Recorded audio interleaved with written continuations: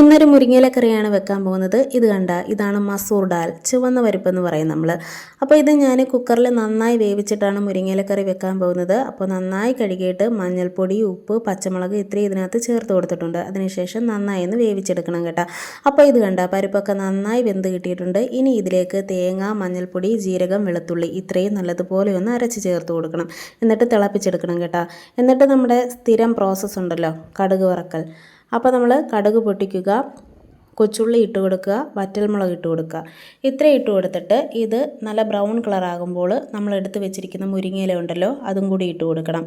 എന്നിട്ട് ഈ ഇലയൊന്ന് മൊരിയിച്ചെടുക്കണം. അപ്പോൾ മുരിങ്ങയില കുറച്ചധികം എടുത്തോളൂ കേട്ടോ. അപ്പോൾ ഞാൻ കുറച്ചേ എടുത്തിട്ടുള്ളൂ, കാരണം എൻ്റെ കുട്ടികൾ ചോറ് കഴിക്കുമ്പോൾ ഓരോ ഇല ഇങ്ങനെ പെറുക്കി മാറ്റിക്കൊണ്ടിരിക്കും. അതുകൊണ്ട് ഞാൻ കുറച്ചേ എടുത്തിട്ടുള്ളൂ. അപ്പോൾ ഇവിടെ നല്ല കറി നല്ലതുപോലെ കിട്ടിയിട്ടുണ്ട്. അപ്പോൾ ഈ കറിക്ക് നല്ല ടേസ്റ്റാണ് കേട്ടോ. നമ്മുടെ കുട്ടികൾക്കൊക്കെ നല്ലതുപോലെ ഇഷ്ടപ്പെടും. അപ്പോൾ കണ്ടോ, അടിപൊളിയാണ്. പിന്നെ ഞങ്ങളുടെ ഇന്നത്തെ ഉച്ചയൂണെന്ന് പറയുന്നത് മീനില്ലാത്ത ഉച്ചയൂണായിരുന്നു. അപ്പോൾ എന്തൊക്കെയായിരുന്നു കറികളെന്ന് വെച്ചാൽ ചമ്മന്തി, മുരിങ്ങയിലക്കറി, പിന്നെ അച്ചാർ, വാഴയ്ക്കത്തോരൻ. ഇത്രയായിരുന്നു ഞങ്ങളുടെ കറികൾ.